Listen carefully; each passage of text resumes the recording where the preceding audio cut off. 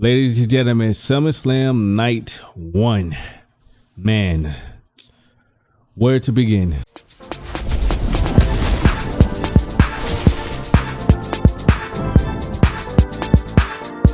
Alright, so before I get into the matches themselves, I'd like to get my overall thoughts about the pay-per-view itself. As far as right now, SummerSlam, at least Night 1 for that matter, man, I don't even... Like, I'm not trying to be negative. I like to come over here and give you guys my honest opinion on things, right? And with that being said, Night 1 was, if I can give it like a scale, right? Like a 5 out of, like 1 out of 10 or etc. I said 5, my apologies, but like a 1 out of 10 or anything like that, it would get a 5 out of 10. Maybe that's why I said it, because in my mind, I had it like 5 out of 10 already. And if it wasn't for what happened at the end or whatnot, it would have been a 4 in my opinion. I'm just being completely honest with you. I think SummerSlam Night 1 was probably one of the worst PLEs of this year, man. If I'm being honest, like at least as right now, like I said, when it's like fresh in my mind, it could have been worse or whatnot. But Night 1 for me was just, man, it just wasn't that good, man. I'm not even gonna lie to you. And my overall thoughts of it is like some of the matches was just, it was all right, you know what I mean? But it was kind of boring. I'm not even gonna lie to you guys.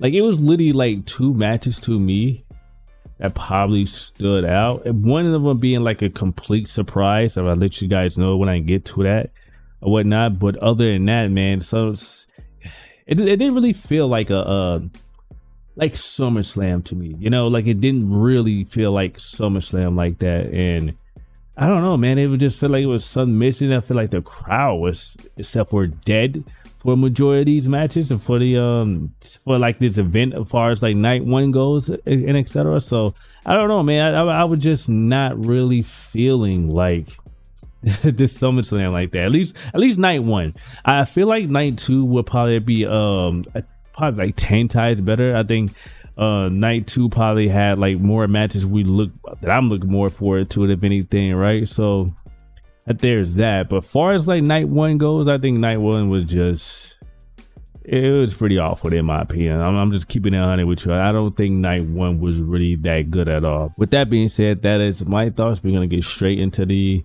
first match. All right, so we're gonna start with the opener of the match, which is Jey Uso, Roman Reigns versus the Braun brothers, Bronson Reed and Braun Breaker. This match was definitely entertaining, to say the least, if I have to say so myself. Like, this was what, like those 1 out of 2 matches that I mentioned earlier, and this match was really, it was just solid, man. It was like a good, solid, fun, little tag team match and etc. Like, it had some real good spots in it. If I could like try to remember some of those spots, I guess one of those spots can start with where when Braun Breaker tried to spear Roman Reigns through a barricade or whatnot, and then what ended up happening is I think he get intercepted by Jey Uso with a super kick. And then what ended up happening, Roman Reigns spearing him through the barricade instead. You know what I'm saying? You had that. You had Roman Reigns and Jey Uso hitting the 1D, the tribute to the Dudleys boy with the original 2D or whatnot, especially with him and Jimmy Uso also do as well or whatnot. So that was like some cool things to see.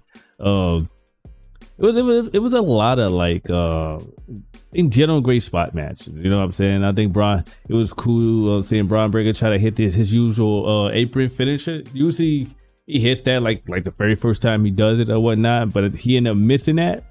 But he ended up getting like the second time around, but in a different variation in a sense or whatnot. But I could go over like a lot of spots that happened in the match, but as far as that goes, I think the standout match of this SummerSlam Night 1 was definitely this one. Like I said, your typical fun match. They had the stuff they did what they did. Paul Heyman has Roman Reigns sneakers around his neck, so that's like pretty funny. You know what I'm saying? I thought they were selling them joints on eBay, but clearly those boards are exclusive. I don't think people have enough bread to get Roman Reigns shoes from eBay like that, because especially what they plan on selling it for, in my guess, right? So there's that.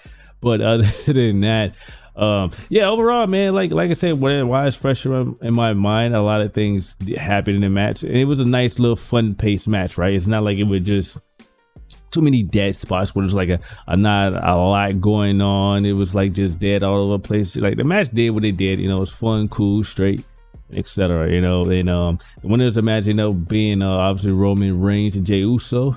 And did he get his shoes back? Obviously not. Roman did not get his shoes back. Paul Heyman still got them joints around his neck.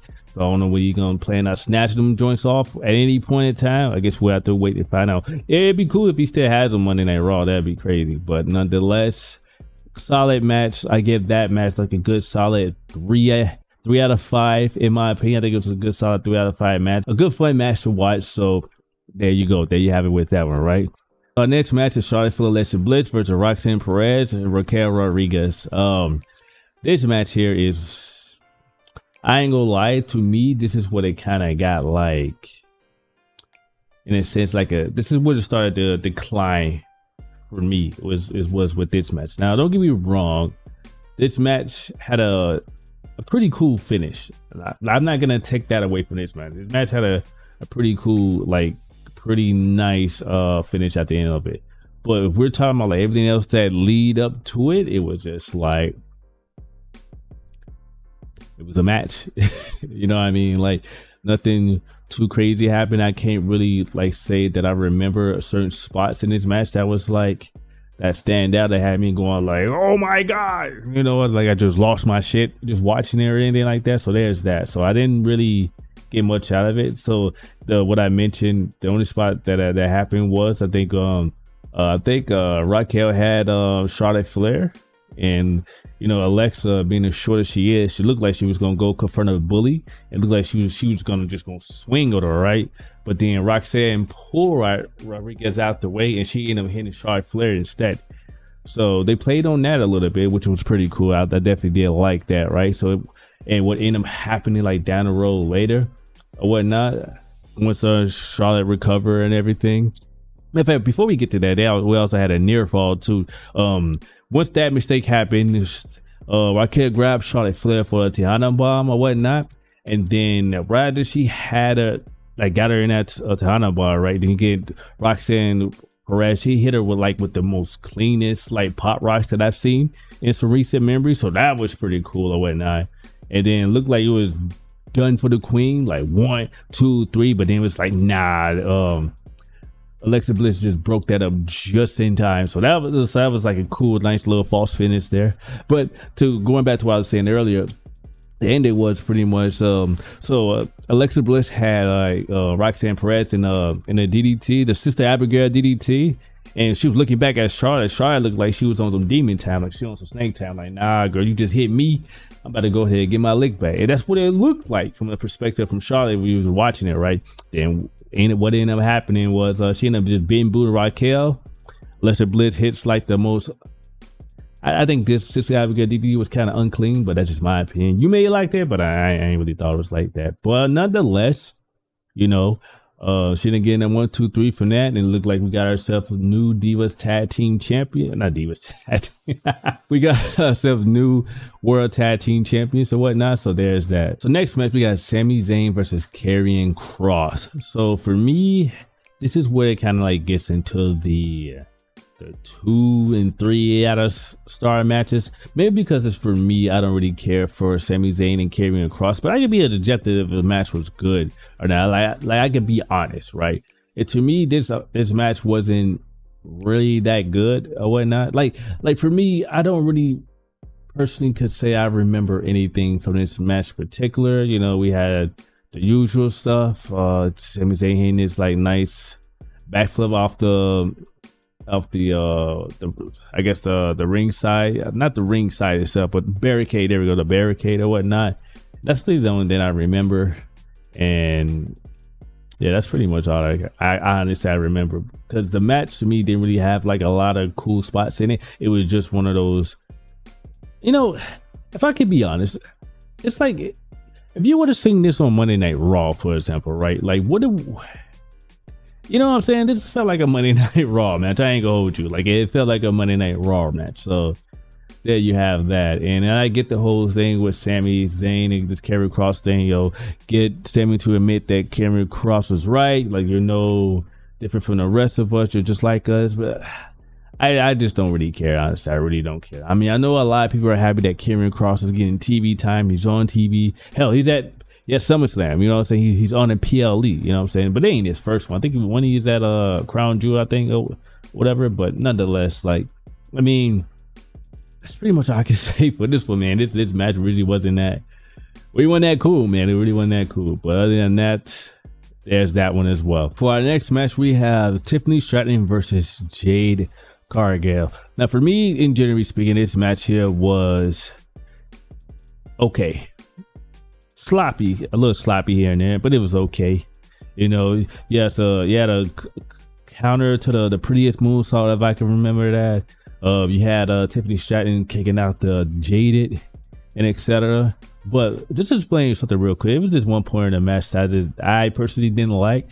It was this thing where Jade Cargill, when she hit the Jaded, and when she went for the pin and she rolled her up, I remember seeing that Jay legitimately grabbed Tiffany Stratton's hand and forced her hands on the ropes. I thought that was kind of strange, kind of weird that she did that. Like, she did the thing where she rolled them up, but she rolled them up two up, was like to the point where she's like sliding all the way to the back and etc. And she grabbed Tiffany Stratton's hand and put it on the ropes. And when I seen that's when I was like, you know what?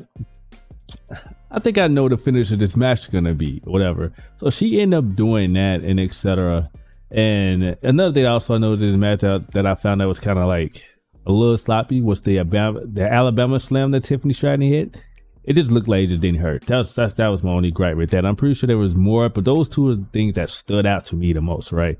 And another thing, I don't know what it is, like this.